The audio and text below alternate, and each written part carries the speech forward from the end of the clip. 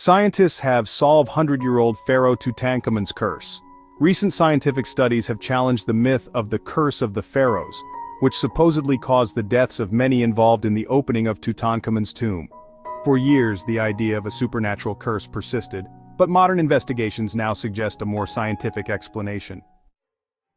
Researchers have found that toxic radiation levels in the tomb, particularly from elements like uranium, may have been responsible for health issues such as cancers and other diseases in those who spent extended time inside the tomb. This radiation could have come from naturally occurring minerals in the area or ancient burial practices.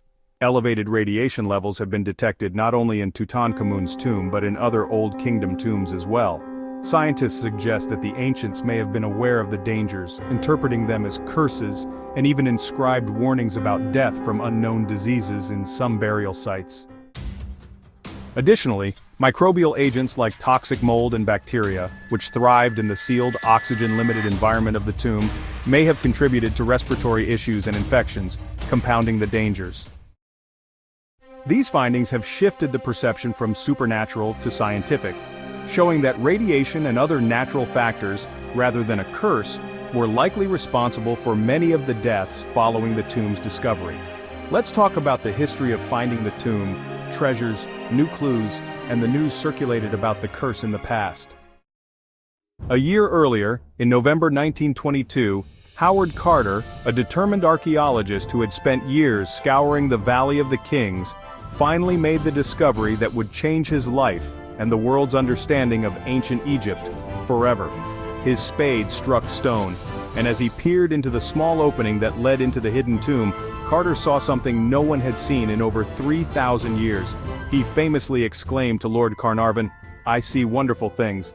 This tomb, designated KV-62, belonged to Tutankhamun, a pharaoh who had ruled Egypt over 3,300 years earlier. Tutankhamun had ascended to the throne as a child, living a short mysterious life and dying unexpectedly around the age of 18 or 19. Little was known of this boy king, who reigned during the height of Egypt's new kingdom, but his tomb, astonishingly untouched by grave robbers, would finally tell his story. As Carter and his team stepped into the tomb, they realized its size was modest for a pharaoh, a fact that puzzled many. Tutankhamun's reign had been relatively insignificant, and it seemed his death had been sudden, forcing his burial in a tomb perhaps meant for someone else. But what the tomb lacked in size, it more than made up for in treasures. The entrance corridor was packed with rubble and broken relics, almost as if it had been hastily sealed and forgotten. Beyond that lay the antechamber, an extraordinary sight that made Carter's heart race. The chamber was filled with golden couches, magnificent thrones, and elaborate chariots, all laid out as if the boy king would continue his daily life in the afterworld. Everything Tutankhamun would need in the afterlife, from food to games, from weaponry to clothing, was piled high around him. At the heart of the tomb was the burial chamber, its walls painted with vivid scenes of Tutankhamun's journey into the afterlife, guided by the gods. The chamber was dominated by a series of gilded shrines encasing the pharaoh's sarcophagus, each more ornate than the last. It was as though Tutankhamun had been shielded by layers of divine protection. Inside the stone sarcophagus lay 3 nested coffins, the innermost made of solid gold. When they opened this final layer, there lay the mummy of Tutankhamun himself, his face covered by a spectacular death mask. This mask, crafted from gold, inlaid with lapis lazuli, quartz, and other precious stones, became the most iconic artifact from ancient Egypt. The serene face of the mask captured the likeness of the young king, adorned with the royal symbols of a cobra and vulture, representing the 2 kingdoms of Egypt. Beneath the mask, Carter's team found the mummified body of the boy king, covered with amulets and surrounded by treasures meant to safeguard his soul in the perilous journey to the afterlife. Beyond the burial chamber, another room awaited, the treasury. Here, statues of gods and animals stood guard over Tutankhamun's most sacred belongings. The room contained the king's canopic chest, holding the organs that had been meticulously removed during the mummification process, each organ placed within intricately carved alabaster jars. There were model boats to carry the king on his voyage across the celestial Nile and statues of Anubis, the god of mummification, eternally watching over his charge. Among the most sacred items was the Anubis shrine, placed at the center of the treasury. a silent protector of the pharaoh's journey. The tomb revealed more than 5,000 artifacts, including ceremonial weapons, golden sandals, lavish jewelry, and furniture carved from ebony and ivory.